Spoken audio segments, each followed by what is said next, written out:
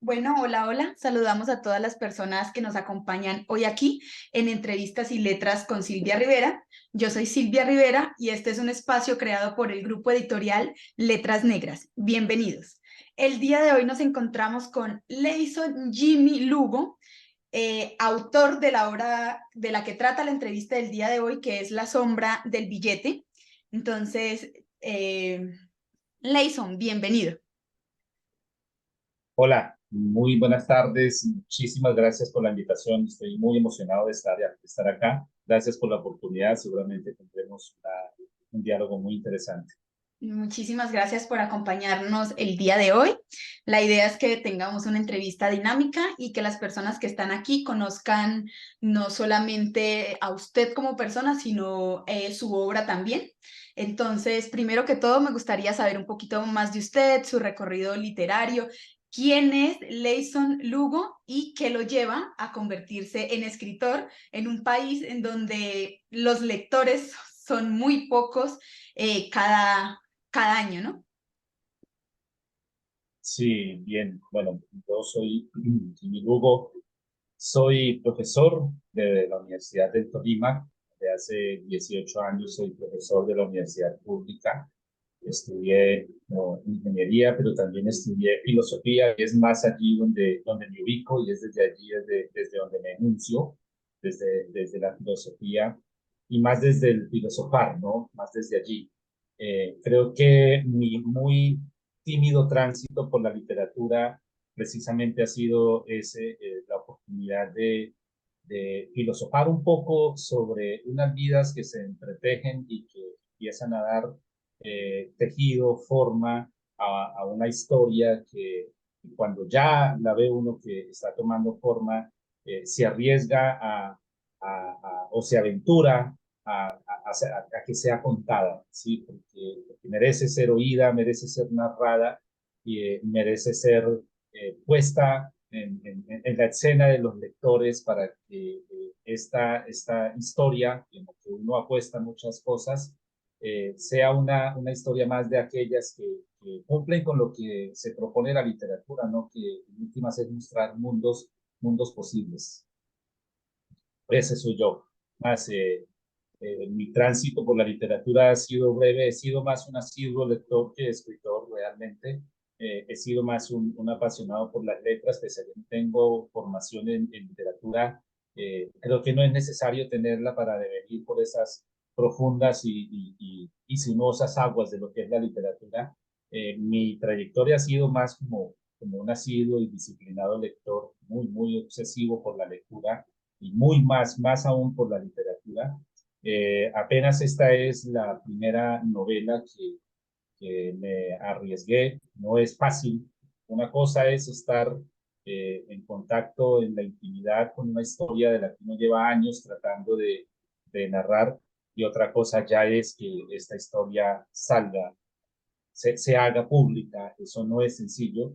Es difícil de asimilar al comienzo, de creerlo, de, de, de asumirlo sobre todo, ¿no? De asumirlo. Eh, pero hasta ahora es la primera historia. Creo que sí, se tiene más. Hay por ahí un buen escenario, un buen horizonte de posibilidades para que, de hecho, esta historia de la que estamos hablando hoy continúe.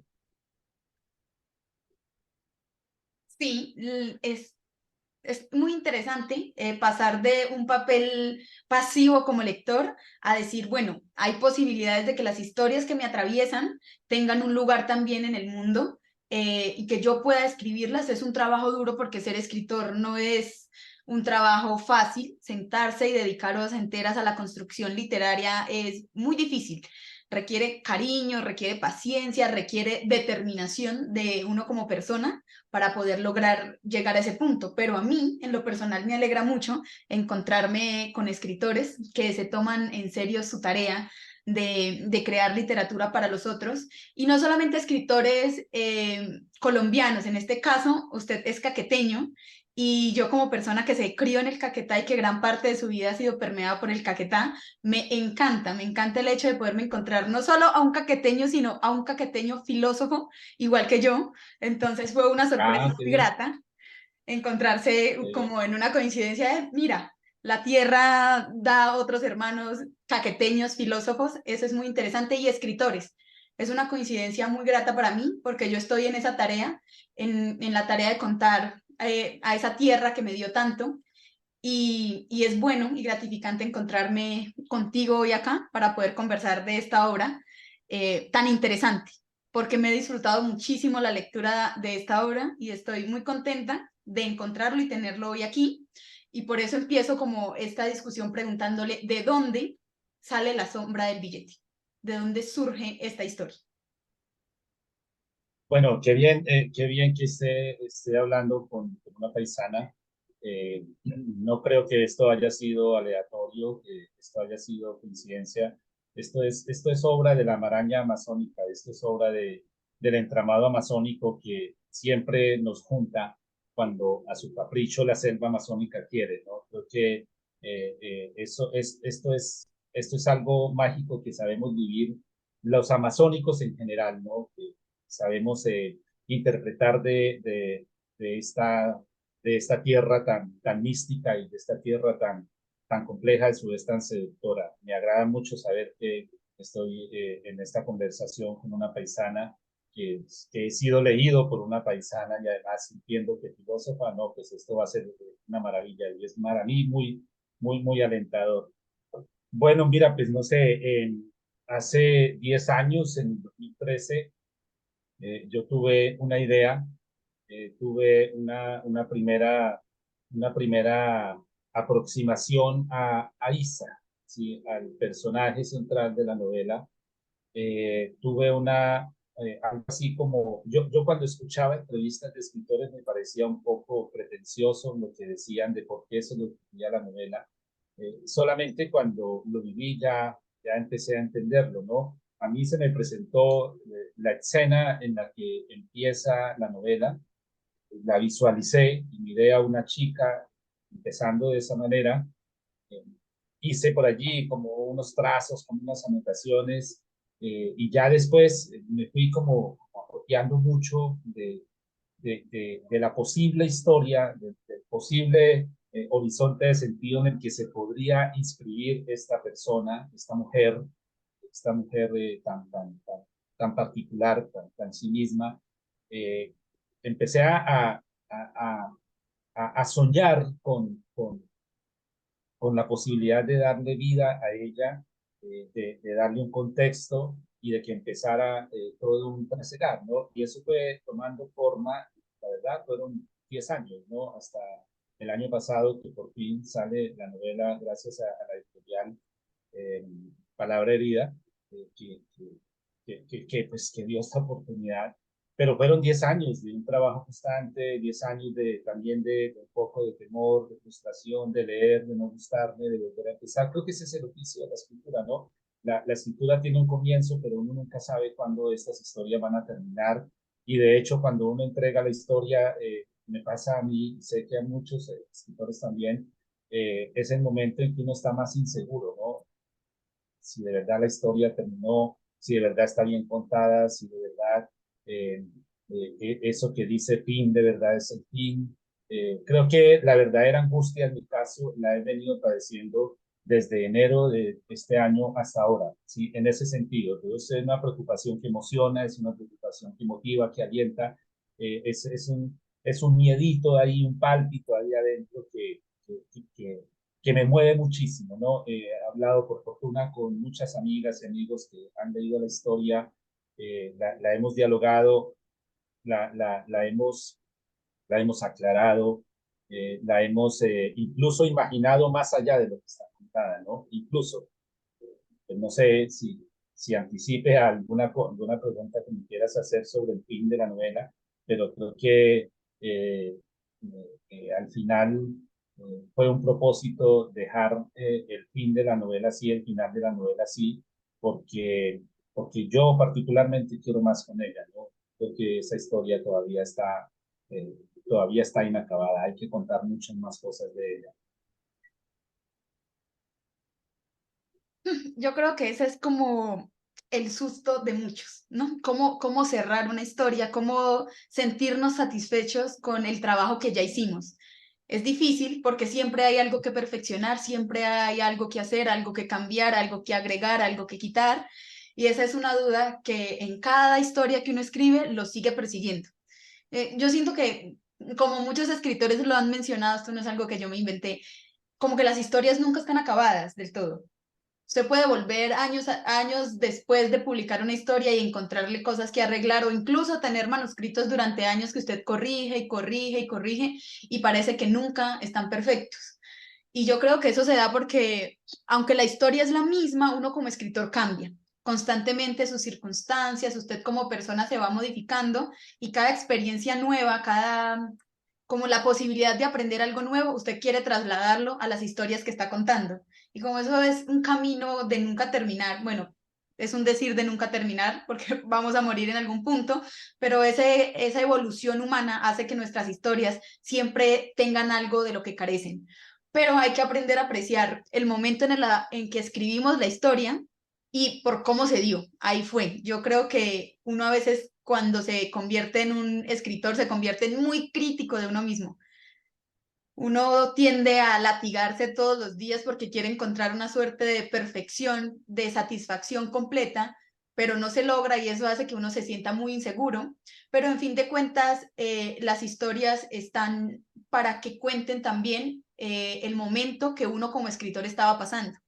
Eso se refleja de alguna manera y hay que aprender a soltar esa parte de nosotros que fue y que ya no será y aceptar que esas son las historias que estábamos destinados a contar en ese momento y que se contaron. Creo que es lo más importante, que se cuenten, porque a veces estamos llenos de historias, pero esas historias nunca salen de nosotros. No tenemos el valor de convertirlas en una novela, en un cuento y compartirlo con el mundo.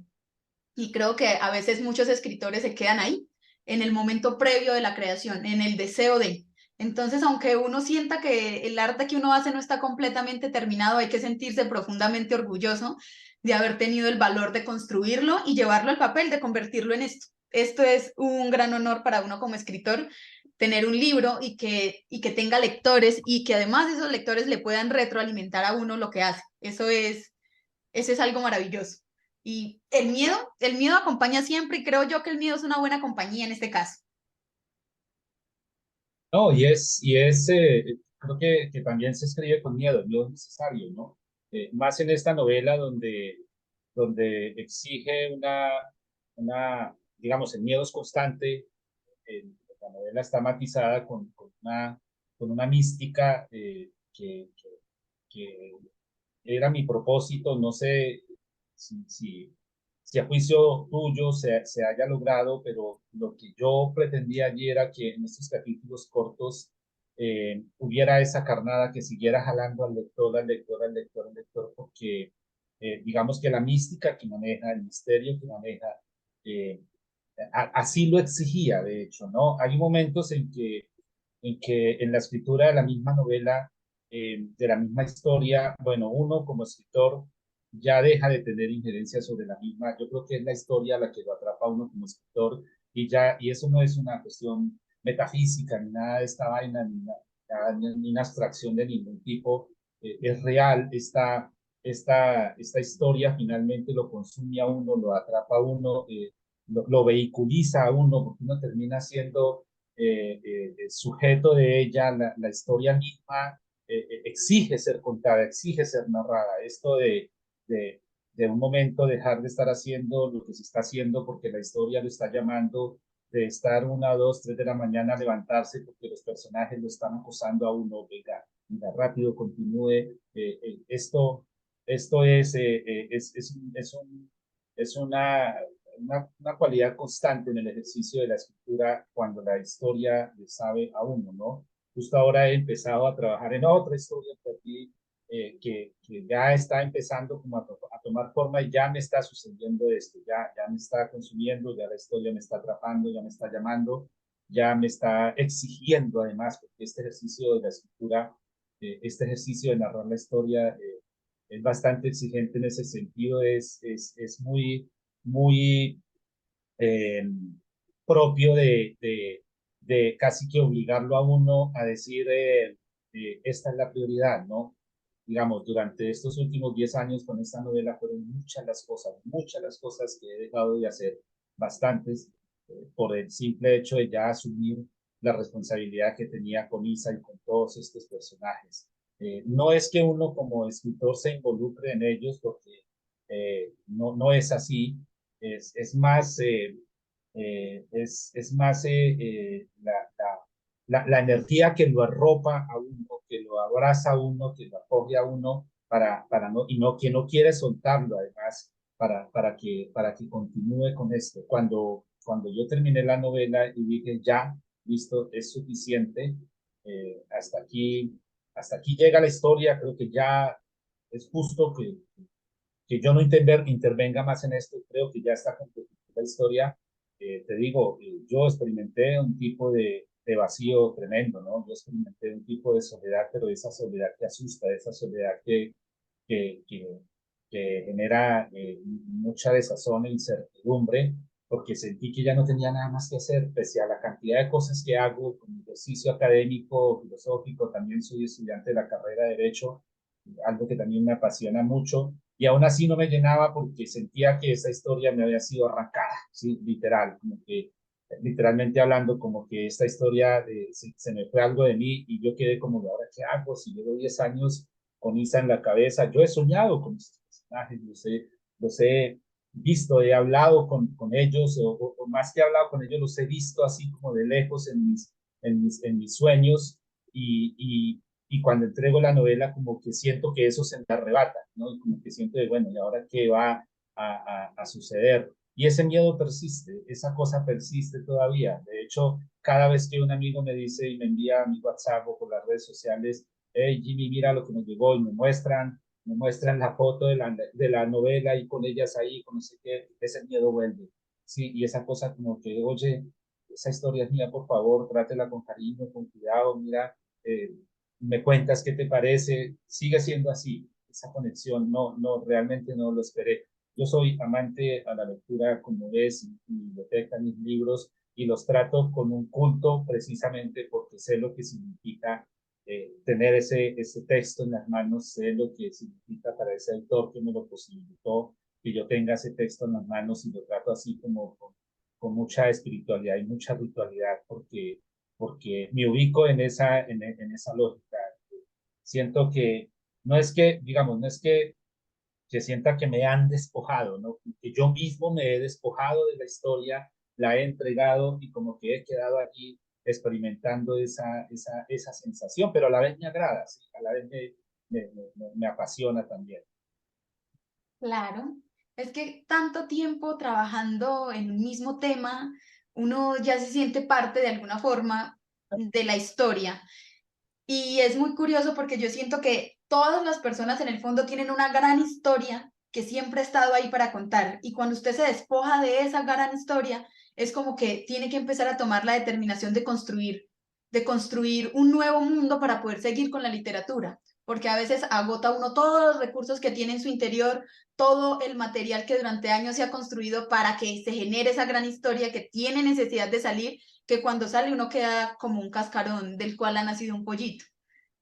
Y eso siempre pasa, es como cuando, escribir es como cuando usted tiene un hijo y ese hijo crece y se va.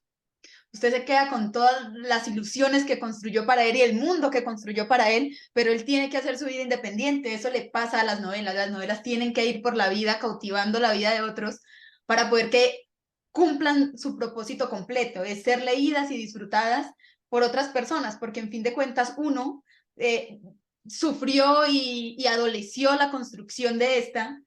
Lo mínimo que le debe es la satisfacción de ser leída con gusto por otros que están en un papel totalmente distinto al que tuvo uno como creador de la obra.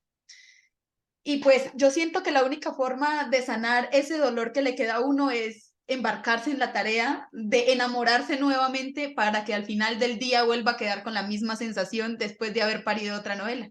Ese es el trabajo oscuro del escritor, que persigue historias para amarlas y luego abandonarlas y entregárselas a otros y padecer esos dolores por el gusto y la satisfacción que genera para uno construir esos universos. Esa es como la eterna maldición del escritor, parir para otros. y vale la pena hacerlo, ¿no? Nietzsche tiene una frase muy linda que dice, ten cuidado al tratar de despojarte de tus demonios, no vaya a ser que con ellos se vaya lo mejor de ti. Sí, yo creo que los quienes nos aventuramos a escribir estas historias de una u otra forma es también soltar esos demonios, ¿no? Esas cosas que hay en un muy buen sentido. Quizá por eso sentía esa idea de despojo, esa idea de cierta soledad, ¿no? Como que se iba esa parte oscura, tú lo has dicho, por supuesto, yo creo que un escritor debe apelar mucho a sus sombras, a sus oscuridades, para alentar mucho estas historias, ¿no? Dosificando, claro, y limitando mucho su, como su incidencia en el curso de la historia, ¿no? Porque ya la historia toma su forma y como decía hace un rato, uno lo que hace es vehiculizar muchas cosas, pero ahí están en juego muchas apuestas del escritor, ahí están en juego muchas sombras, muchas oscuridades del escritor, o si no, definitivamente, pues estas historias no podrían tener lugar. La novela, como muchas otras novelas bueno, es heredera de la novela negra, no es una novela negra en su totalidad, pero es heredera de la misma.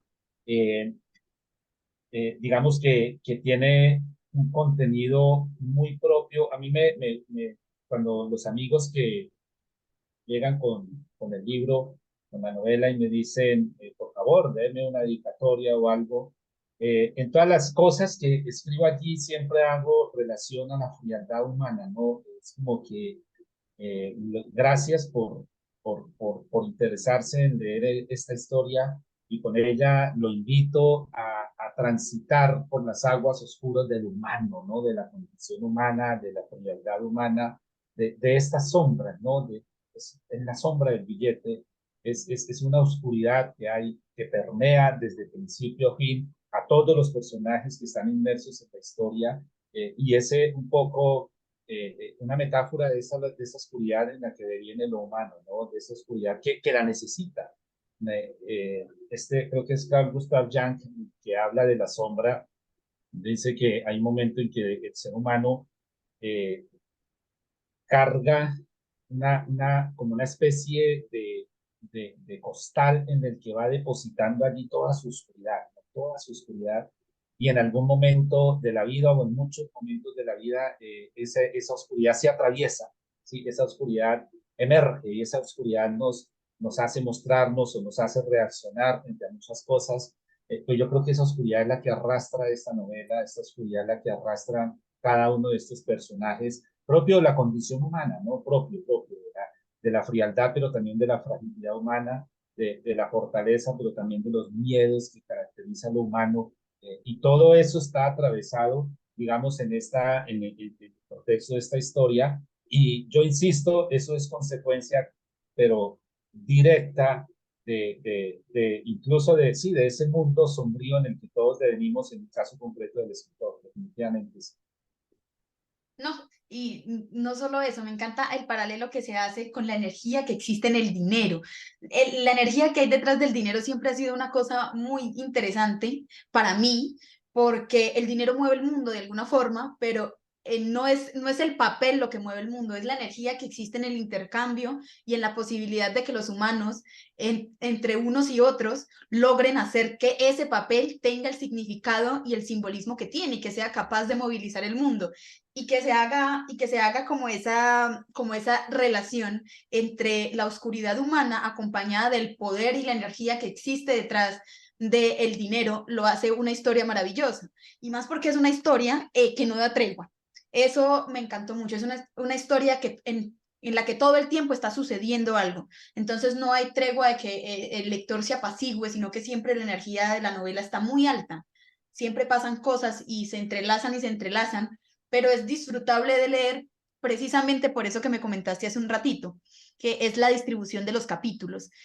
Fue una estrategia maravillosa para hacer que la lectura sea refrescante, es decir, que aunque no da pausa, porque no hay momentos en donde no esté sucediendo nada, es descansada.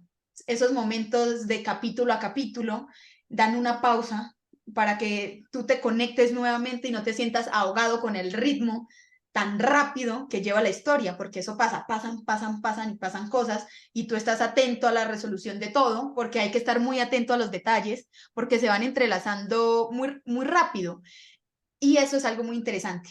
Muchas veces pasa en algunas novelas que tienen esta suerte de mismo ritmo muy acelerado y es que tienen capítulos muy largos o mudas narrativas muy extensas. Y cuando hay una muda narrativa muy extensa con este ritmo, el lector suele perderse. Entre muda narrativa y muda narrativa de tamaño muy largo en el que pasan muchas cosas y hay un cambio ya sea temporal o de realidad en la muda, usted se queda perdido. Esta novela no tiene muchas mudas temporales, pero la distribución de los capítulos la hace tener como eso que necesita uno en una novela cuando tiene mudas.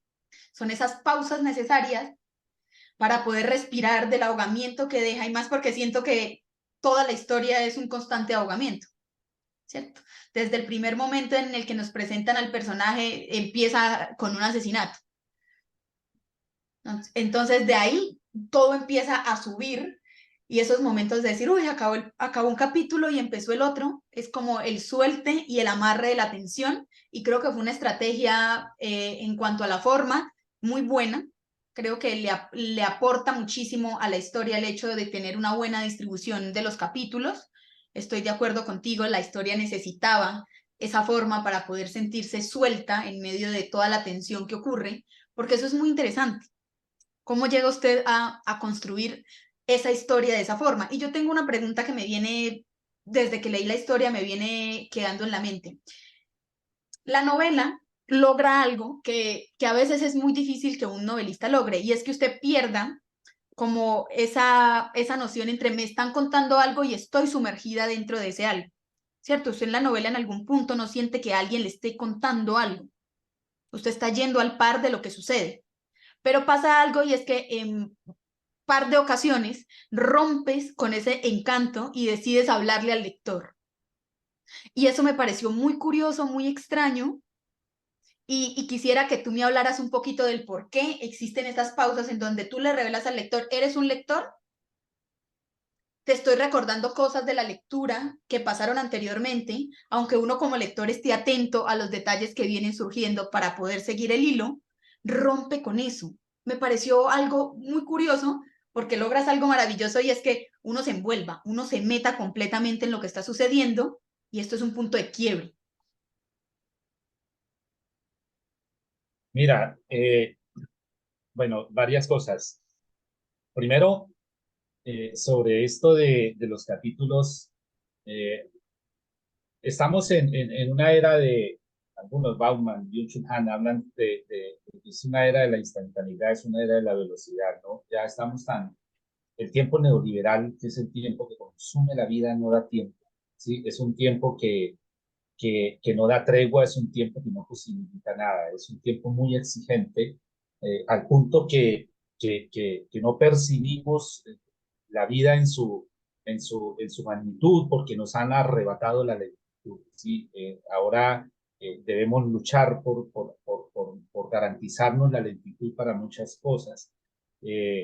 Yo no sé ahora qué tanto los jóvenes o muchas personas lean a Dostoyevsky, por ejemplo. No sé qué tanto se esté leyendo ahora a Madame Bovary, por ejemplo, que es un escrito tan lento en medio de un momento tan agitado. No, no hay tiempo, no hay tiempo, ¿sí?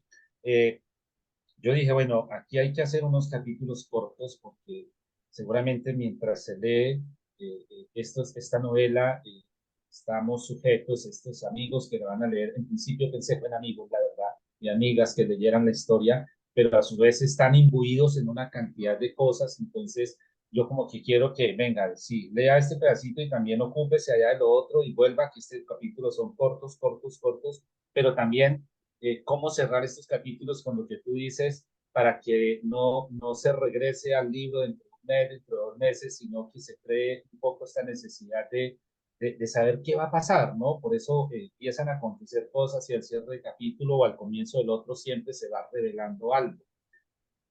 Esta mañana una estudiante de aquí de la Universidad de Tolima que está leyendo la novela me dijo, profe, voy en el capítulo tal y estoy muy enganchada con la historia, a tal punto, profe, que he tenido sueños con la novela. Es esa inmersión que tú estás mencionando, como que se logra. Una prima que viene cada 8 días acá a hacer su estudio me dice, mira, yo estaba leyendo la novela y un momento en que me tocó cerrarla porque el corazón me hacía así, así. Ella es muy sensible a estas cosas. Es decir, hay esa inmersión, pero como tú muy acertadamente dices, también hay unas pausas que sacan al lector de ahí porque el narrador le hace ciertas advertencias. Yo pensé mucho en este narrador porque el narrador es un narrador muy omnisciente, muy omnipresente, es un narrador muy todopoderoso, todo lo sabe. El narrador sabe de principio a fin todo lo que va a suceder y, y a este narrador me daba temor. Hay momentos no, casi todo el tiempo el narrador ya es otro y el narrador se sale de las manos, el narrador ya toma vida propia con un personaje, ¿sí? Y uno entra en ese dilema con el narrador, eh, uno casi que discute con ese narrador de decir, bueno, hasta qué punto es conveniente que le diga esto al lector. Caso de un personaje, ahí el narrador le dice, hasta este momento el amigo lector no conoce de este personaje ni de esta historia, como que venga, sentémonos usted y yo, señor lector, le voy a poner en contexto esto. Eh, por salud de la historia era necesario hacerlo. Jugué y pensé muchas cosas en el momento en las veces en que el narrador se dirigiera al lector, decir, bueno, ¿cómo hacerlo? Hacérselo entender a través de un personaje, de un hecho, una circunstancia, una llamada, un correo electrónico, un mensaje. Y no, pues arriesguémonos a que sea el narrador mismo el que haga una pausa acá y le diga, venga, lector, venga, te cuento esto y esto, se lo conecto con esto. Creo que algunos escritores, varios escritores juegan con ese recurso. Alguien que lo hace muy bien, uno de mis favoritos, José Saramago. José Saramago es esta profundidad de este tipo. También hace ese tipo de interacciones con el lector, ¿no? Hay un momento en que la historia y él se va dirigiendo a uno y creo que confiado en esa técnica de ese gran maestro, me tomé el riesgo, porque es un riesgo que el narrador se dirija al lector, es muy riesgoso, puede forzar muchas cosas, no sé si se haya logrado a plenitud, pero creo que fue el gran recurso que logré encontrar entre todos los que imaginé para que, para que, para que advirtiera al lector algo que tú dices, pudo haberse escapado y fue en ese preciso momento en que tenía que el narrador dirigirse a él. Y además, eh, tú sabes que el personaje más importante de la historia es el lector, ¿no? El lector es el que, el que resignifica todas estas cosas, el que contextualiza todas estas cosas, el que le otorga sentido a esta historia. Entonces, sin subestimarlo, sin ofenderlo en su capacidad, en su crítica, en su inteligencia, eh, me arriesgué, digamos, a que este narrador fuera un poco más directo a este lector. Esa era de las cosas que me asustaban cuando esa novela se fue. Claro. Para mí, aquí ya desde mi posición como lectora, para mí para mí fue un recurso que de alguna u otra forma entorpeció todo el proceso que ya venías haciendo. Siento yo que no había espacio para que uno como lector dudara de algo de lo que venía sucediendo. Venía siendo muy concreto, muy específico y cada detalle que se venía narrando iba dejando la intriga y como los capítulos eran tan cortos, no había una muda extensa, tú ibas llevando el ritmo una cosa tras otra. Entonces siento que este recurso a mí como lectora en lo personal me desconectó de haberme sumergido totalmente en la historia, me sacó de tal forma que me puso en mi papel de lectora y cuando me sumerjo en una historia no me gusta, de modo personal, que se me diga que soy lector, porque eso me desconecta del hecho de ya haber logrado entrar completamente y básicamente estar viviendo paso a paso lo que viven los personajes. Y como esta es una historia que, Claro. como te comento, no da tregua siempre está sucediendo algo, siempre se está resolviendo algo y está apareciendo un nuevo enigma muy cerca uno del otro. Siento yo que, si bien entiendo el punto al que te refieres, lo hiciste muy bien. Siento yo que no era necesario. Hiciste un muy buen trabajo dejando al lector muy enganchado capítulo a capítulo, que el narrador omnisciente rompiera, digamos, la cuarta pared, por así decirlo, y se dijera a uno como lector. Para mí fue algo que le restó fuerza a lo que ya venías haciendo, que era impresionante. Pero eso es a modo personal. Hay muchos lectores a los que les gusta encontrar en ese papel de, me está hablando a mí como lector y me está guiando por el camino. En lo personal siento que el narrador omnisciente, con todo lo que venía haciendo, era suficiente. Pero quería saber qué había detrás del uso de este recurso, porque pues tengo la oportunidad de hablar con el autor y eso es muchísimo mejor de lo que uno puede esperar de otros textos cuando sus autores han muerto, que te quedas con la sensación de que, bueno, esto pudo ser, pero no puedo conversar con él y preguntarle por qué. Pero también entiendo, cuando uno escribe sus primeros textos, uno quiere hacer lo mejor que puede y lo hace. Pero existen variedad de lectores y hoy le tocó con esta lectora a la que le habría encantado pasar sin ese aviso, porque me sentía profundamente enganchada y eso me hizo pensar, hay alguien que escribe esto, hay alguien que me está contando esto y rompe con eso. Pero, detallitos, siento yo que se hizo de manera muy sutil en unas cuantas ocasiones y que eso tampoco le resta valía a la obra en conjunto, que es buenísima. Pues me encontré con algo muy agradable porque soy una lectora ansiosa, entonces yo soy de esas personas que le encanta estar con los pelos encrispados todo el tiempo cuando lee, que vaya al ritmo acelerado y logra eso. Logra eso de forma maravillosa, pero era una inquietud que tenía. Claro, no, no, por supuesto. Cada lector es un mundo, cada lector es una realidad distinta, es una complejidad distinta. Por ejemplo, la anterior ocasión hablaba con una amiga, primera que la leyó, y ella no advirtió tipo de cosas. Ella, en cambio, me dijo, ven, el final me quedé como con la serie de Netflix o la película de Netflix, que es la gran película, y al final me dejó ahí como, ¿y qué va a pasar? ¿Sí? Que hablábamos, mira, pues es que es algo también que pretendidamente es esto que llaman el final abierto, ¿no? El final que no es el final porque la historia todavía necesita contarse mucho más, ¿no? No sé si vamos a hablar de eso más adelante, pero esta chica advertía era eso, ¿no? Ella advertía este tipo de cosas. Otra lectora, otro lector, por ejemplo, me hablaba ya era específicamente de la vida de un personaje, ¿no? De Cassandra, no, pues es que no me parece que esto por aquí, por allá, pero bueno, eso ya es propio de la historia. Otro lector, es un colega, poeta de aquí, del Tolima, me decía, yo amé a Samantha, sí, a la, a la, a la, como a la versión aquí De Isa, a claro. ¿cómo es que sería? Sí, ay, se me olvida el término psicológico que emplean para ello. Claro, y él me reclamó, me dijo, yo quería ver más a Samantha allí. Samantha es un mundo precioso, Samantha es el alter ego de Isa, ¿no? Es la palabra. Yo quería verla más, yo le dije, tendrás que esperar a la segunda parte porque yo creo que ella va a ser fundamental, además, por lo que hizo, ¿no? Ella se queda con algo que Isa estaba buscando muchísimo y ella creo que ya reclama, te lo digo, yo he estado ya hasta teniendo como visualizaciones allí en mis preocupaciones que tengo, pero preocupaciones muy agradables con la continuidad de esta historia y Samantha definitivamente va a ser Samantha, ¿sí?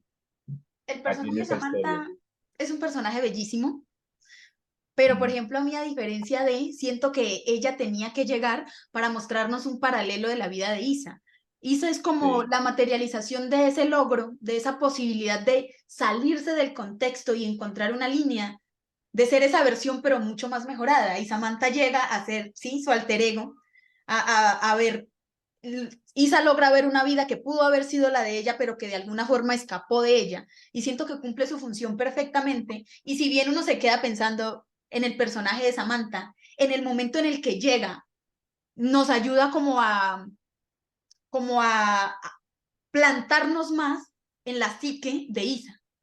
Y eso la hace crecer Sí, mucho más, pero yo siento que su paso es un paso justo, el paso de Samantha por la historia es un paso muy bien pensado, entra, cumple una labor y continúa su camino, apartándose un poco del camino de Isa, que en realidad el personaje de Isa se planta como la protagonista indudable. Entonces, traer a competencia al personaje principal, a alguien que es claro. su alter ego y la mitad de ella, pues a mí no me parece tan necesario. Es decir, podemos intuir qué pasa con la vida de Samantha, conociendo sus convicciones, conociendo la forma en la que existe, y eso está bien, pero ella llegó para decirnos como esas cualidades de dignificación que aplica Isa a su propia vida.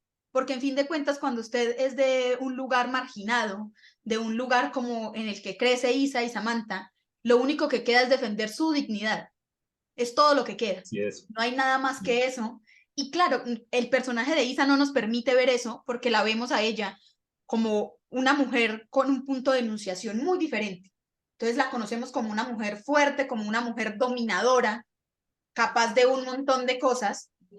Y, y entonces lo que nos viene a dar Samantha esa probadita de realidad de una Isa que todavía no habíamos visto, porque cuando uno inicia con un personaje fuertísimo. A mí me encanta el personaje de Isa, porque es la materialización de una mujer que ha agarrado sus circunstancias y ha dominado de alguna forma el mundo con ellas.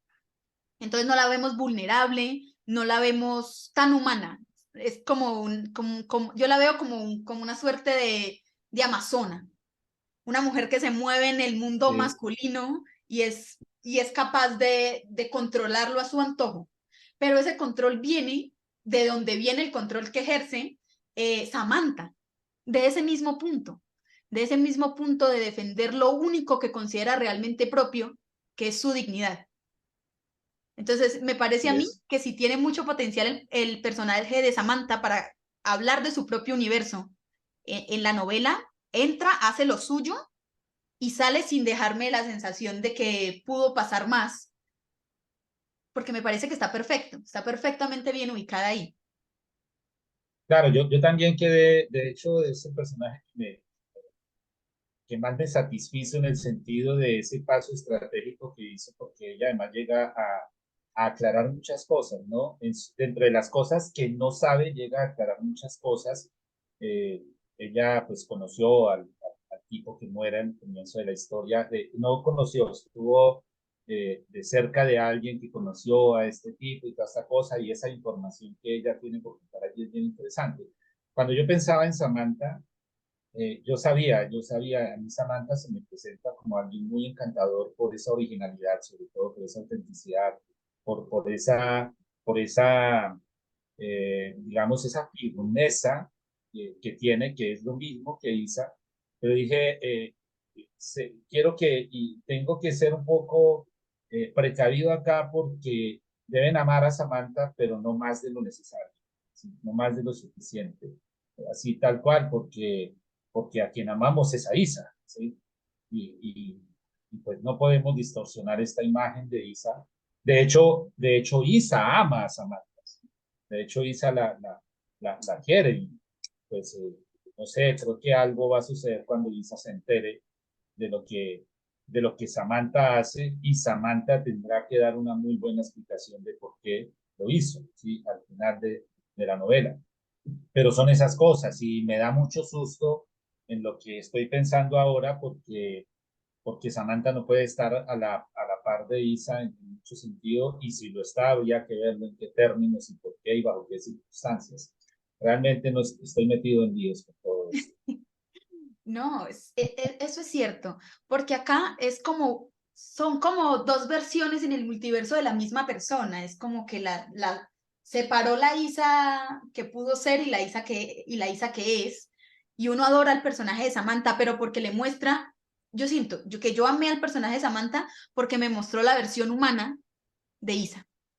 La humanizó. En las partes en las que ella se encuentra con ella, logra reír, logra encontrar ser una persona genuina, que es lo que no ha podido ser a lo largo de toda la historia porque vive en un mundo absolutamente mordaz y lleno de circunstancias que no le permiten sentirse cómoda ni sentir una pizca de confianza, que es lo que logra sentir en Samantha, que después vemos que termina siendo un poco complejo, Sí, pero es eso es lo hermoso. Ahí ella, yo veo una mujer genuina y que logra ser ella misma por un poco de tiempo y es porque se identifica con el mundo que rodea a Samantha, que es lo que no ha podido hacer ella con las demás personas con las que se relaciona porque son gente rica, porque llevan muchos años viviendo en la opulencia y en el mundo tan difícil que es el mundo de la gente poderosa, que eso es algo bellísimo que ocurre en la historia. El hecho de que coincidencialmente las mismas personas estén mezcladas en los mismos enredos al torno del billete me hace pensar en esta condición social, digámoslo así,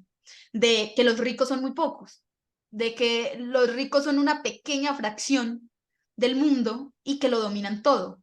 Ella por donde se mueve encuentra el mismo grupo de personas que para mí representa, digamos, la gente con dinero, que parece ser que es mucha y que está en un lugar inalcanzable, pero que en realidad termina siendo un grupo pequeño que mueve los hilos de todo. Y eso se refleja ahí en la historia, cuando desde el principio empezamos a ver que todo es como una suerte de coincidencia. Todas las personas están entrelazadas en torno al billete, que eso que es una metáfora muy impresionante. Yo lo vi como una metáfora del mundo contemporáneo. Todos estamos sí, unidos por claro. la energía del billete y quienes están más cerca al billete, o sea, quienes tienen más dinero, son más reducidos y su círculo se mueve ahí, no se aleja del dinero, es todo lo que tienen, aunque lo tienen todo, digamos, aparentemente tienen el mundo, se reduce a eso, a estar conectados energéticamente de ese billete todopoderoso que todo lo hace y todo lo puede. Y está muy bien construido ese concepto. No sé si lo hayas hecho con esa intención, porque también siento que te interesó mucho la parte de la oscuridad humana. También se entrelaza muy bien con la oscuridad que existe en la lucha por el dinero.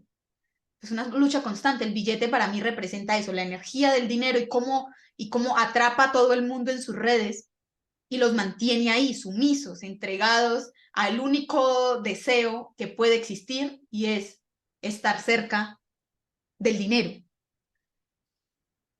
O sea, fíjate que hace poco compartí unos whiskies con el primer lector de esta novela, el primer lector serio, estimado amigo mío, y él me decía, bueno, Jimmy, voy a hacer una pregunta que no está en la novela, porque el billete es una serie de transformaciones, me dice un periodista.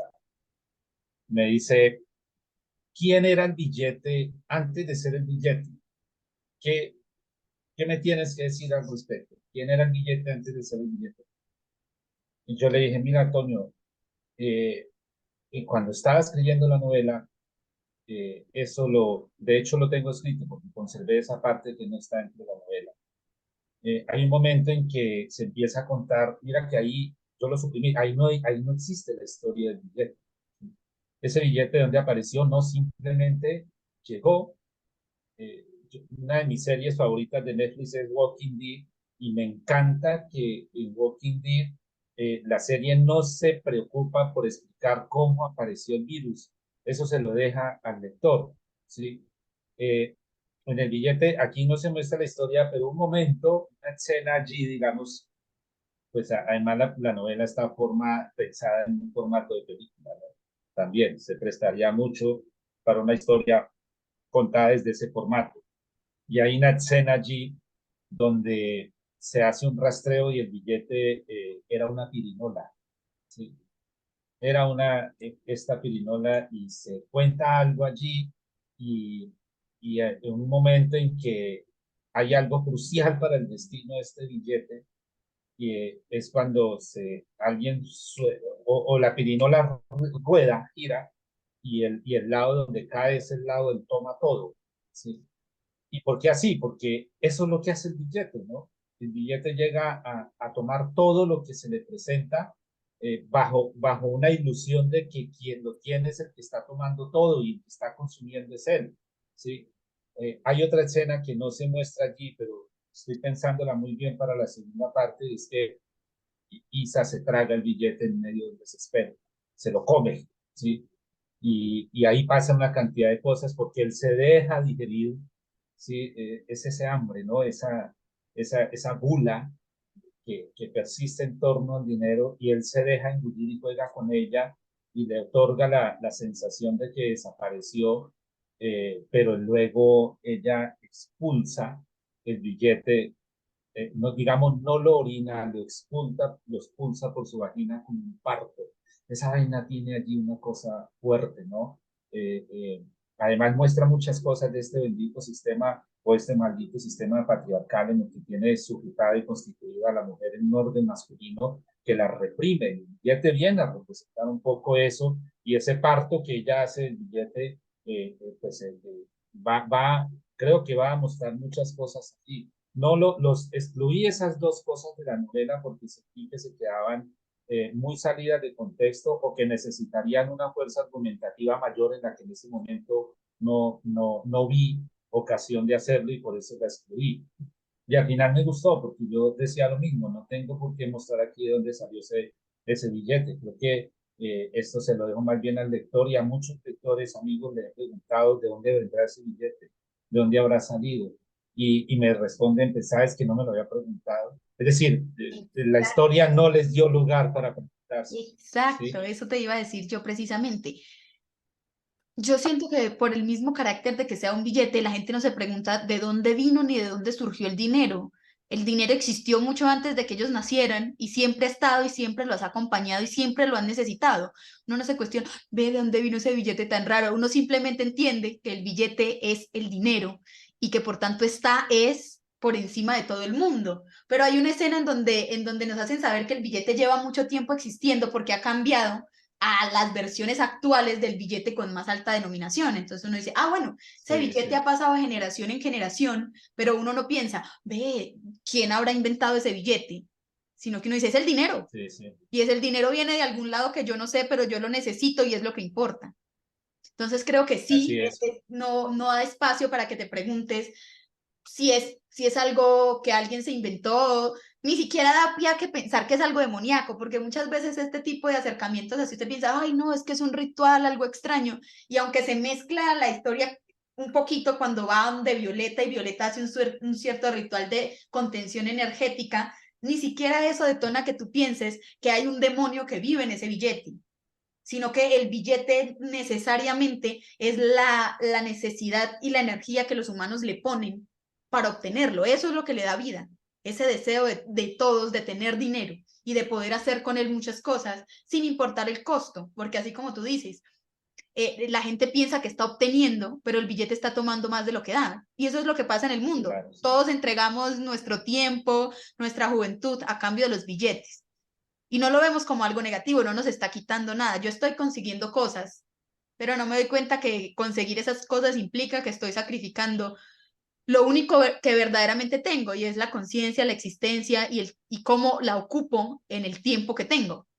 Pero creo que en esta historia no hay, como que no hay espacio para que te cuestiones sobre el origen del billete. Entonces me parece que fue una decisión acertada no darle un origen, porque eso también pondría el foco del billete como en algo paranormal o en algo surrealista más que en algo tan precioso como sí, es que en el mundo existe eso. Eso que vemos ahí, si bien está puesto a través de metáforas y otras cosas, es lo que sucede en el mundo real. Ahí está. El billete son todos los billetes y las consecuencias son todas las consecuencias que encontramos en el mundo por nuestros deseos de obtenerlo.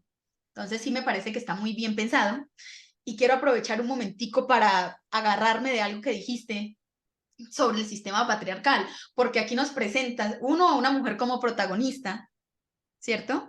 Dos, tiene un paralelo abismal con su hermana, que es exactamente lo opuesto a ella, y entonces te metes en camisa de 11 varas porque construir a mujeres en la literatura cuando se es un hombre, a mí me parece complejo, porque casi siempre nos encontramos con mujeres muy mal construidas.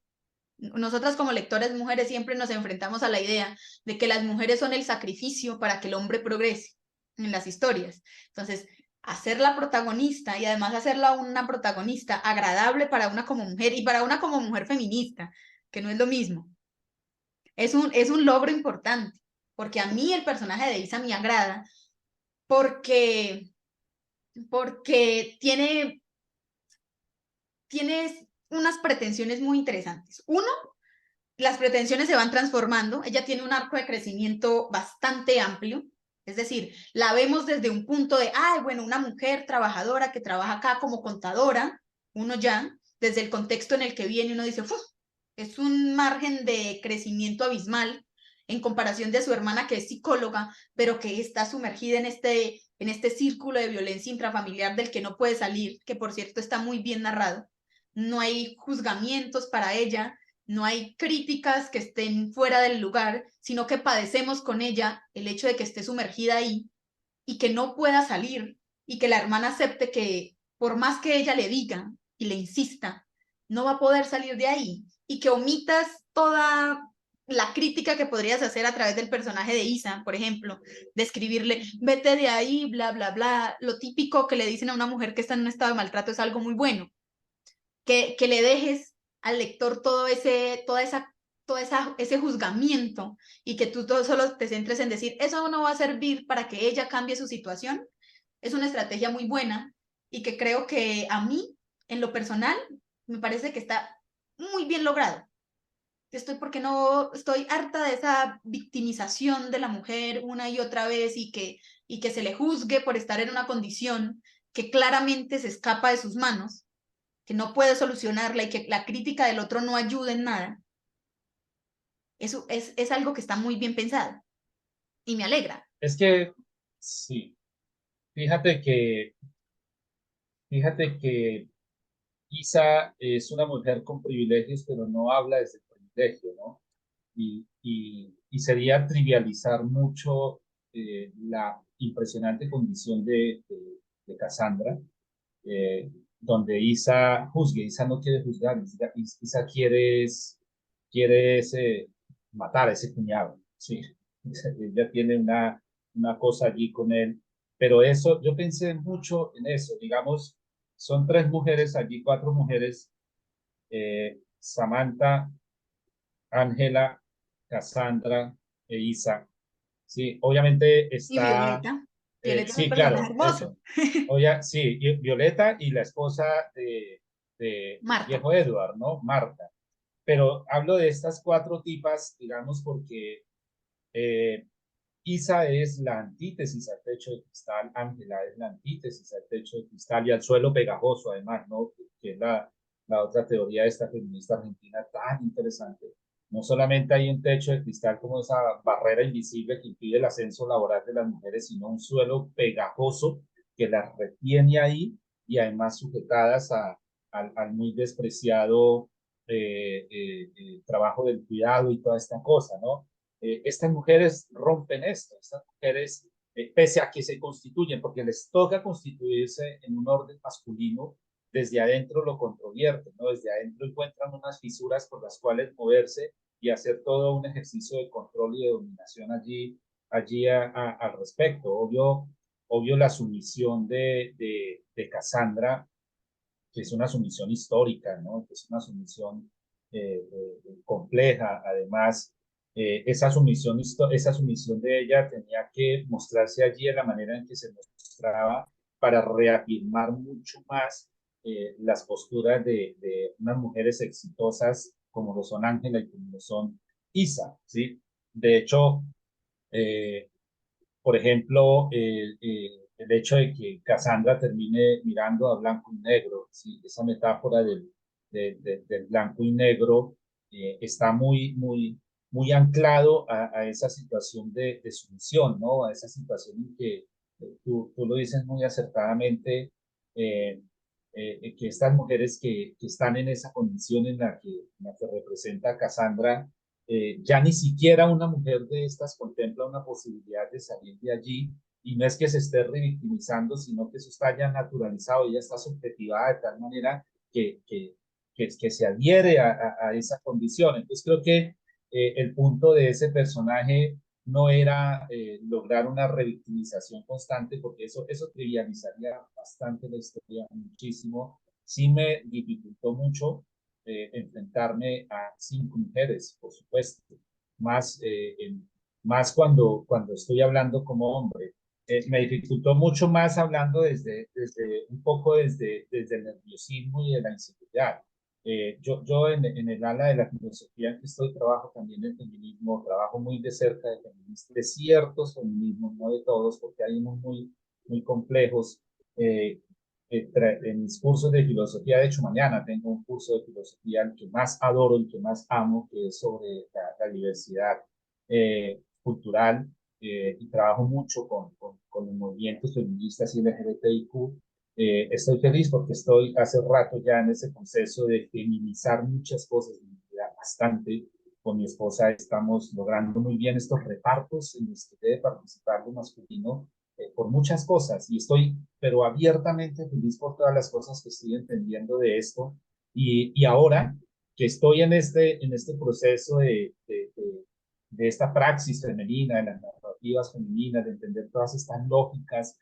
Bueno, te conté que estudio derecho y también desde el derecho estoy entendiendo la violencia y la represión que ejerce el Estado históricamente, no solo con la mujer, sino con LGBTIQ, digamos, a través de todo ese dispositivo normativo tan jodido y que se ha venido avanzando muchísimo. Todo esto, digo todo esto, ¿por qué? Porque me ha ayudado a entender eh, el tacto que en su momento tuve con estas mujeres de las novelas, ¿sí?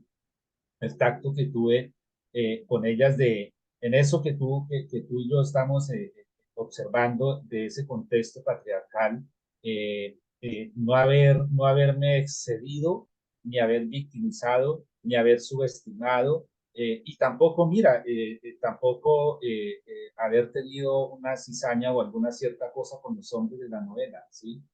Creo que estas cosas me han ayudado a entender un poco más eso. No sé qué tan conveniente habría sido entender lo que ahora entiendo de la sujeción, del control y la dominación de la mujer, de lo femenino, de la feminización de muchos cuerpos, las implicaciones que eso tiene. No sé qué tan conveniente sea haber entendido estas cosas en el momento en que estaba escribiendo la novela. Es algo que también me he estado preguntando qué tan riesgoso habría sido o qué tan productivo habría sido, ¿no? No lo sé. Pero a esto de que un personaje o un escritor masculino, que un hombre, como yo, que por correspondencia hereda un sistema patriarcal. Rita Segato dice que una de las mayores víctimas del machismo es el hombre, porque las hereda, incluso se le naturalizan, se le insertan en su subjetividad y casi programado e inconscientemente las practica, ¿no? No es fácil para un hombre en un contexto patriarcal historizar la vida de una mujer, ¿no? Y eso no es sencillo, porque también me agrada saber ese tipo de cosas. No, claro. Y yo digo, eso en la literatura tiene un lado positivo y un lado negativo, porque claro, naturalmente cuando uno entiende un poco más cómo funciona el sistema patriarcal y se entra más en las problemáticas que este implica, uno toma una distancia de las prácticas revictimizadoras y violentas que uno mismo de forma inconsciente pone en práctica, y eso lo aleja de formas de escritura tradicional. Entonces uno también tiene miedo de alejarse del lector que está acostumbrado a la literatura de siempre, ¿sí? Porque pues naturalmente se acerca a otro tipo de lectores, como por ejemplo las mujeres. Nosotras luchamos bastante por encontrar literatura en donde donde las mujeres que aparecen no terminen descuartizadas o no terminen cumpliendo roles insignificantes que ya hemos visto en el cine, en la literatura, en la poesía, ¿cierto? Este uso de la mujer como una herramienta más que como un ente que puede ser contado es difícil y muchos no se arriesgan a hacerlo por miedo precisamente a eso, apartarse de lo que ellos imaginan es la mayoría del lector, que es un lector masculino también, porque a veces siento yo que la literatura se escribe solamente para lectores masculinos. A nosotras nos han dejado muy relegadas en el arte, digamos, de la lectura y la escritura. En la escritura, pues, borradas de alguna manera, y en la lectura no somos consideradas. Y entonces es aburrido encontrarse con mujeres que no tienen que ver con las mujeres que uno conoce, ni con lo que es uno, y uno sabe que esas mujeres que están ahí son solamente las ideaciones de lo que un hombre se imagina que es una mujer, y tienen imaginarios muy surrealistas y muy raros de lo que somos las mujeres, partiendo por ahí.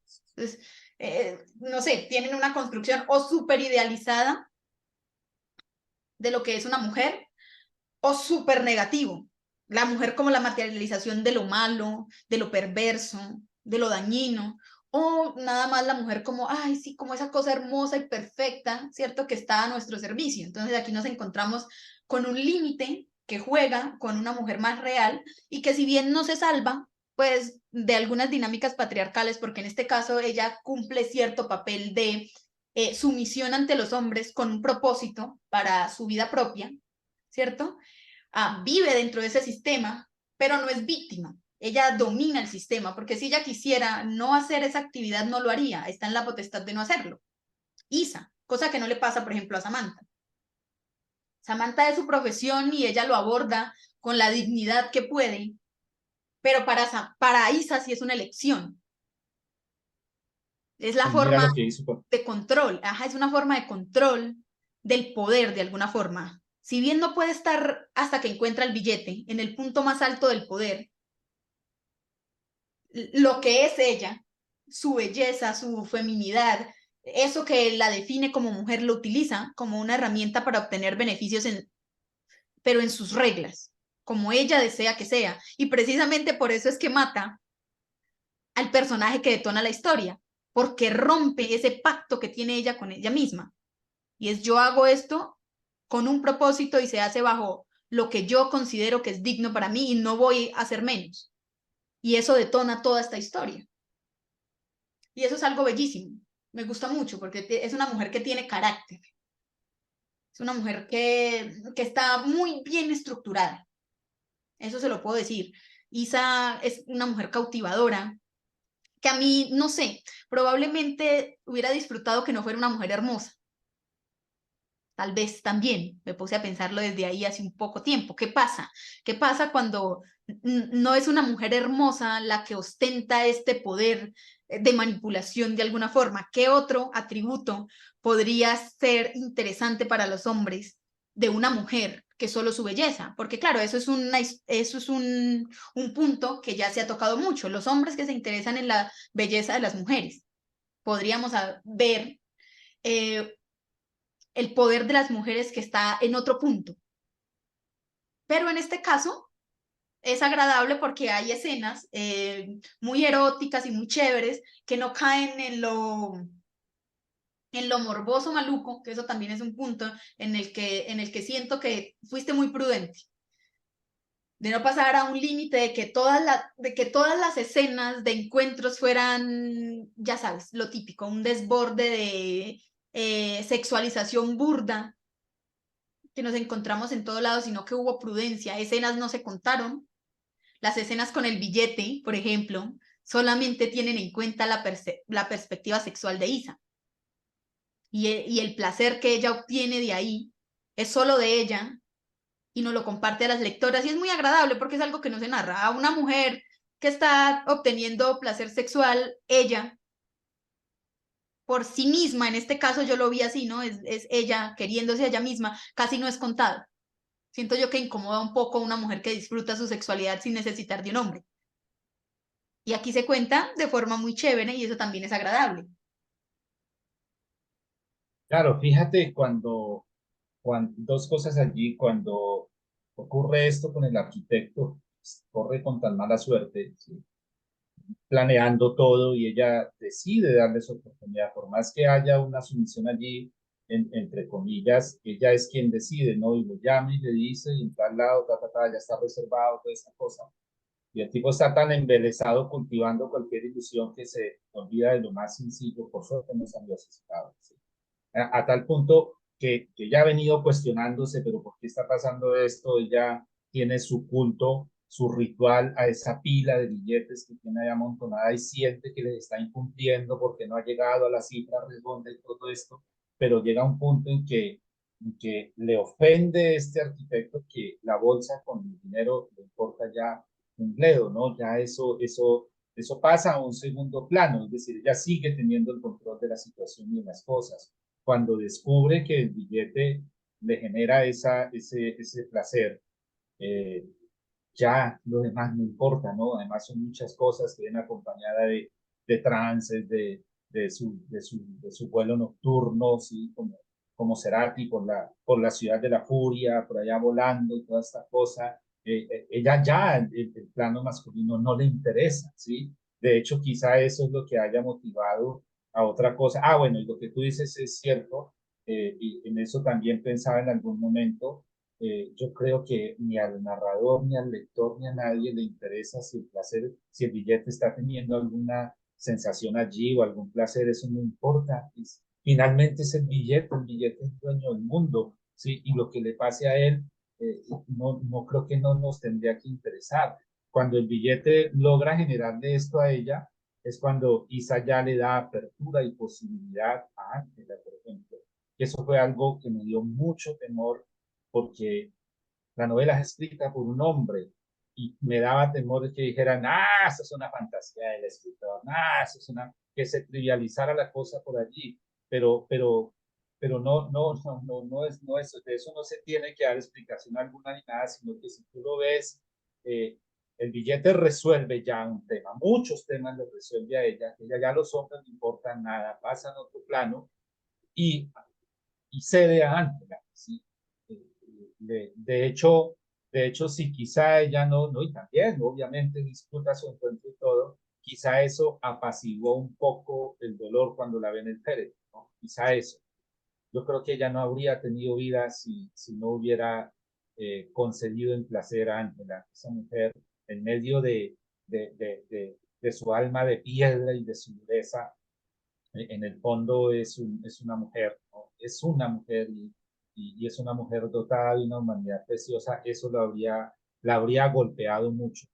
Ya después fue que caí en cuenta en eso y yo estaba tan imbuido con esto que sentí las gracias de Isa, ¿no? Que sentí el agradecimiento oye, gracias porque Ángela se fue, pero me quito un peso de encima, ¿sí? Y su nostalgia y su duelo del que no se habla fue muy soportable, muy llevadero, creo yo, en ese sentido. ¿Sí? De todas maneras, ella resuelve el dolor, lo agencia de una forma muy precisa, muy rigurosa, ¿no? Ya Santiago murió, basta ya, listo, no es suficiente, tampoco me va a echar a morir aquí por esto, cuando se confunde lo del incendio que ella misma provocó y toda esta cosa. Ese tema del incendio, ¿no? Eso también es muy metafórico de ella, ¿no? Ella necesita descargar muchas cosas y espectaculariza esa casa con el incendio porque eso es ella, esa mujer está consumida en unas llamas que necesita soltarlas allá y eso digamos, es una expresión muy propia de una mujer, muy propia de una mujer como ella, ¿no? También sentí el agradecimiento de Isa cuando creó ese espectacular incendio en esa casa antigua donde todo empezó. Ah, sí, bueno, es una escena que en un principio lo deja uno con un agridulce cuando uno descubre que que estaban los niños ahí bueno, y que termina siendo responsable de alguna forma en ese punto de la muerte de su propio sobrino. Pero en medio de toda la convulsión de todas las cosas que le está pasando, pues ella dice, su existencia, su corta existencia por este mundo se acabó. Y también era cierto, el niño vivía en un hogar violento. ¿Qué tanta alegría pudo haber tenido en un mundo que lo recibió en el hogar tan horrible que tenía? Entonces, de alguna forma, ahí hay como un desahogo de salvación, por salvar al niño, de alguna forma, y también después se entera de que su cuñado termina siendo el asesino de Ángela, y eso es como un cierre de una venganza que se consuma de forma exquisita. Eso, Sí. matarlo fue, boom, usted dice, bueno, ya, se consumó todo el rencor que había y mató dos pájaros de un solo tiro, Sí, de así una es, vez. claro. Sí, No, es un Sí. personaje muy interesante. Isa es un personaje muy interesante y hay otros personajes que aunque su participación fue corta, también son mujeres con muy buena energía. A mí el personaje de Violeta me pareció muy agradable porque también se cuenta el papel de estas mujeres intelectuales, pero conectadas con lo místico y con la energía, que es algo que no se le ha permitido a la mujer y que si hubo muchas muertes de mujeres en el pasado es precisamente por esa conexión entre el conocimiento y el conocimiento místico, que ha sido algo que ha acompañado a las mujeres, pero que no se les ha permitido disfrutar de eso porque está asociado con lo malo. Ah, bueno, entonces son brujas o lo que sea, lo que sea. Es una connotación negativa. En cambio, aquí aparece como una mujer que le muestra el camino. Es la primera que realmente le dice algo sobre el billete y la encamina hacia alguna solución, la encamina a descubrir muchas cosas del billete. Claro, fíjate que Violeta, mi esposa amó a Violeta. Además vive en una casa preciosa, con un jardín y unos pájaros a los que la neblina nunca llega ni llegará. Además, por su sabiduría también, ¿no? Es una mujer, eh, pues, del área de la psicología también, pero también de lo paranormal, y tiene una historia. Violeta eh, está puesta en un contexto de la academia, y la academia es uno de los dispositivos hegemónicos, patriarcales, machistas más fuertes que puede haber. Eh, Violeta tiene que padecer eso. En una versión anterior a la novela, un colega, lo charlábamos alguna vez porque le mostré una parte de Violeta y hacía una referencia muy a lo académico, y él me sugería que mejor lo quitara porque de pronto aburría el relato académico al lector, muy sí, porque era como mostrarla a ella en un escenario de la academia donde los académicos, colegas de ella, los grandes científicos de renombre, se burlaban de ella por sus praxis paranormales, ¿sí? La academia es violenta en ese sentido. La academia solo admite el conocimiento científico occidental, y todo lo que hay por fuera de esa hegemonía pues es mirada con risa y con burla. Lo dice alguien conocedor de la causa que está en la academia, y es un dispositivo realmente terrible. Además es una mujer en la academia, es una mujer en medio de un dispositivo tan violento con la subjetividad femenina. Bastante, eso se ve a diario.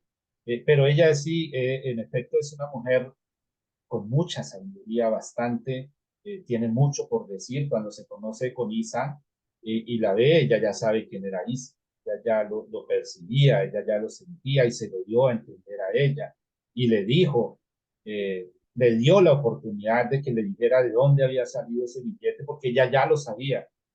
Yo creo que no imagino la cara de Isa cuando le dice: hace tiempo un obeso vino a consultarme, y viene el diálogo allí donde ella sostuvo su conversación con el obeso, y que tiene razón, y ahora yo soy el dueño del mundo, y ese billete es un dado, un truco maravilloso, no sé qué. Ella le suelta todo eso a Isa de entrada, como diciéndole: conmigo no juegues, ¿sí? Yo sé quién eres y por qué has venido acá, y no me importa lo que está pasando, simplemente quiero aconsejarte, decirte que está en ti, está en ti. Finalmente todo está en uno, ¿no? Nosotros, cada uno somos la potencia de sí mismo, y eso es lo que le quiere decir Violeta, como que viniste a mí, pero no tenías necesidad, no tienes necesidad de ir a ningún lado, búscate en ti, solamente tú sabrás cómo domesticar este espectáculo de la vida que ha llegado a tus manos. Sí, que fue lo que prácticamente quise decirle. Por eso Violeta fue esquiva, ya nunca más volvió a ver a Violeta. Intenta buscarla después, pero ya Violeta no apareció. Tenía que decirle eso y ya. Y lo viste que Violeta jugó un papel determinante en la vida de Cassandra. Ella ama a Cassandra por toda esa historia que hay detrás de todo esto, todo conectado con todo. Marta, lamentablemente, tiene que llevar allí a cuestas una responsabilidad muy maluca, pero ya es muy reveladora cuando se lo dice al final a Isa, ¿no? Mira, este billete nos hace siempre estrellarnos con la sombra, ¿no? Si yo tengo un pajarito y lo alimento, al tiempo quiero matarlo. Sí, esos son los choques y esas tensiones en la que el billete los mueve a todos, y de una u otra forma, eh, ahí sale. pues obvio, Isa experimenta todas esas cosas. Y su poder de invisibilidad, y pues muchas cosas Eso, más. ahorita que lo mencionas, por ejemplo, yo quería preguntarte, aprovechando que lo mencionas, es ¿en qué género literario te enmarcas tú con tu novela? Porque yo, para mí, realismo mágico. Yo dije, esta novela para mí es realismo mágico, no propiamente como el que escribía Gabriel García Márquez y La generación del boom, porque tiene matices muy diferentes, pero tampoco puedo meterla solamente en la ficción o simplemente en el realismo, porque tampoco encaja, porque hay muchas cosas mágicas y misteriosas que pasan, pero tú te las crees. A ella se le pegó ese billete ahí y yo dije, sí, se le pegó, claro. Sí, sí, se le adhirió. Claro, claro. Tú ves que esa es una mujer descomplicada cuando tiene que serlo. Ella se va donde estos tipos de los tatuajes y esta tipa del tatuaje, que él está embelesado viendo esa hermosura de mujer ahí con esos senos abiertos, ella ni siquiera percibe eso, de la angustia que tiene y la preocupación porque ese billete se le ha vuelto un tatuaje por estas marcas que ya han empezado a aparecer, que luego Marta es reveladora con eso, ¿no? Todo ese tipo de cosas a mí también me hacían preguntarme en qué género podría ubicarme. Yo creo que empecé a cuestionármelo. De hecho, tuve que parar la escritura allí cuando el billete se eleva en la agencia con la pistola detrás, ¿no? Yo decía, pero ¿qué está pasando? ¿Qué es esto? ¿Esto qué es? ¿Sí? Y yo cuestionándome, esta novela será no es novela negra del todo, no es realista del todo, no es ficción de tú acabas de mencionar, no es policíaca, porque no lo es, qué pereza, es una novela policíaca, el policía está puesto en su lugar y de ahí no sale jamás. Eh, Me preguntaba eso mismo, no sabía dónde ubicarme. A mí me impactó mucho esto de la pistola, me impactó mucho. Tengo un amigo que es retirado del ejército y en algún momento que vamos a almorzar a su casa le dije, yo sé que usted tiene armas, necesito que me preste una y tocarla y luego se lo explicaré por qué. ¿Sí? Y yo miraba esa arma y yo saqué un billete de 50.000 pesos y contrastaba allí. Él me miraba, seguro este man se está volviendo loco, le va a pegar un tiro a ese billete o se lo va a pegar él y me va a pegar. ¿Quién sabe qué se imaginaba? Y yo la miraba y entonces yo ponía a flotar el billete y ponía el arma acá y no, ¿esto qué es? ¿Sí? ¿Esta vaina qué es? Pero claro, esa es la misma fuerza del billete, ¿no? Esa es su autoridad. Él es el que está allá arriba y estos personajes la miran, ahí es cuando le habla por primera vez a Isa, que eso es impactante y toda esta cosa. Yo decía, no sé dónde ubicarme, no sé dónde estar, pero me agradaba mucho. Luego me agradó mucho todo ese tipo de cosas que pasaran. Eso fue muy, muy, muy espontáneo. El tema este de que el billete se elevara llevándose detrás, me preguntaba, ¿para qué el billete necesita llevarse esa escolta? ¿Sí? ¿Para qué? Si él es el billete, ¿sí? Pero pues es que eh, muchas veces eh, eh, por ahí dicen, el Foucault, ¿no? Decía, el poder no se adquiere, el poder se ejerce. Y esa era una de las formas del ejercicio del poder del billete, ¿sí? Yo soy lo máximo aquí y me traigo esta escolta para que se den cuenta de que yo soy el ejercicio del poder, yo soy el poder acá, yo soy el único que puede, y bueno, una cantidad de cosas. Y eso, pues, no sé en qué parte de todo eso me ubicaría. Yo creo que comparto mucho esto del realismo mágico, que me encanta ese género porque además sabe dosificar. El realismo mágico exige dosificar muchas cosas para que no salga tan abrupta todo este tipo de escena, ¿no? Te permite creer, el realismo mágico te permite creer que esas cosas Claro, suceden y esta novela lo claro. tiene. Desde que el billete empieza a tener cierta autonomía y, por ejemplo, interactúa con Isa sexualmente de alguna forma, tú ya empiezas a creer lo que pase con ese billete pasa, no tiene todo el sentido del mundo, es decir, no aparece como de un matching al final a decir, ah, el billete habló porque o sea, el billete había sido solo el billete como el uso convencional y de la nada flotó y tiene la pistola. No, esa escena realmente es como la suma de todo llega a ese punto lógicamente y para mí el arma es eso precisamente. Yo soy el Sí, poder, sí. y más porque además ahí dentro de las historias que cuenta cómo cómo ese policía, ese militar, le había intentado disparar en otro momento. Es una forma de decir, yo también disparo, yo también mato. Entonces sí, es una escena para mí muy congruente. Y creo que yo cuando leí, yo dije, yo enmarco esta novela en realismo mágico, digamos neorrealismo mágico, porque tiene su distancia también de muchas de las cosas propias del realismo mágico, pero sí, cabe perfecto. De acuerdo, creería que sí tiene mucha coherencia y mucha compatibilidad. Y los hechos lo admiten.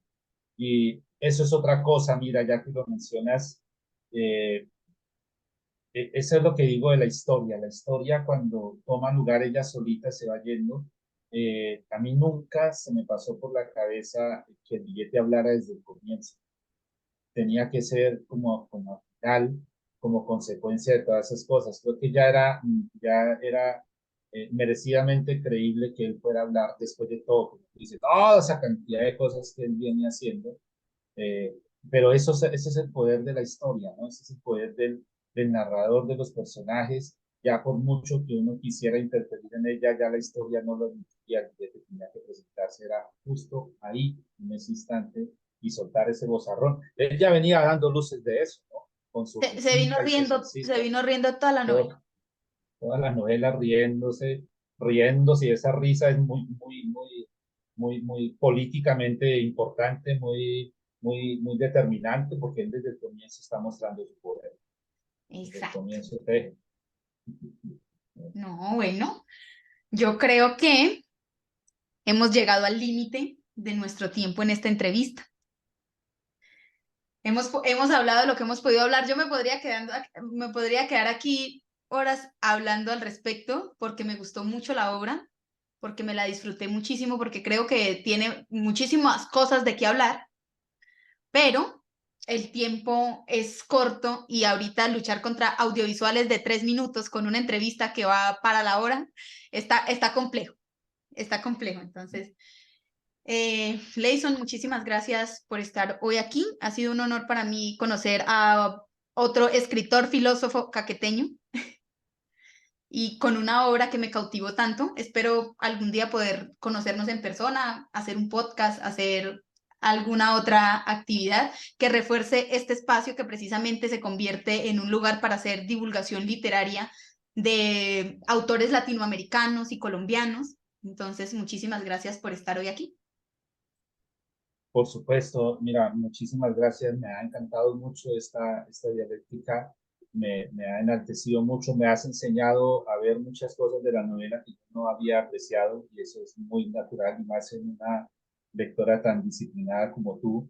Este es un tipo de entrevistas donde el personaje central no es el entrevistado, sino el entrevistador. Te agradezco muchísimo por la charla y por la forma como lo has conducido, por tu sinceridad y por ese afecto que se desborda en ti por la novela y por la literatura en sí.